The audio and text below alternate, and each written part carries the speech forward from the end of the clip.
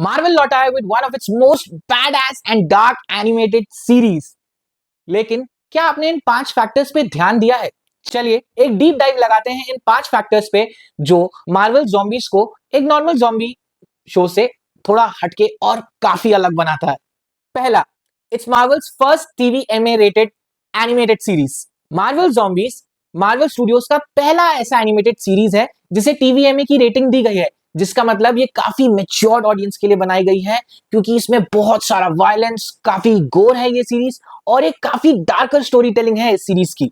जबकि क्रिएटर्स ने खुद ने कहा है कि ऑल बेट्स आर ऑफ, और ये मरने जीने पे ये बात बोल रहे हैं और मरने जीने पे आई लिटरली मीन मरने जीने पे। दूसरा, it's a direct continuation of what if, not a reboot. ये एनिमेटेड सीरीज कोई एक नया वर्ल्ड आपके सामने लाकर खड़ा नहीं कर देती, मगर ये व्हाट इफ के season 1 episode 5 what if zombies के ऊपर आधारित होती है।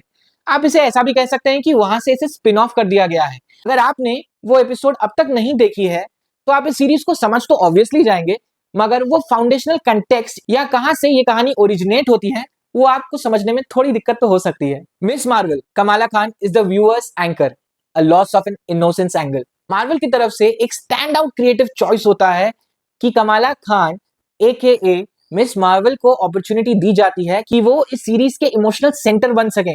जी हाँ दोस्तों, ना कैप्टन अमेरिका, ना टोनी स्टार्क या कोई और एवेंजर, लेकिन मिस मार्वल। मगर ये डिसअपॉइंट बिल्कुल भी नहीं करती हैं।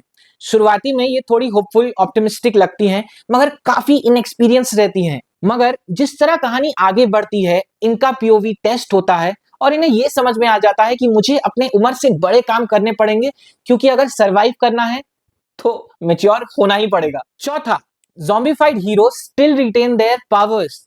इस सीरीज की सबसे ज्यादा क्रीपीएस्ट और कंपेलिंग एलिमेंट्स ये है कि आपके प्यारे हीरोज जो ज़ॉम्बीफाई हो चुके हैं ऑलरेडी, वो सिर्फ वाह वाह नहीं करते रहते, मगर उनके अंदर वो शक्तियां और उनकी कमियां एग्जिस्ट करती हैं।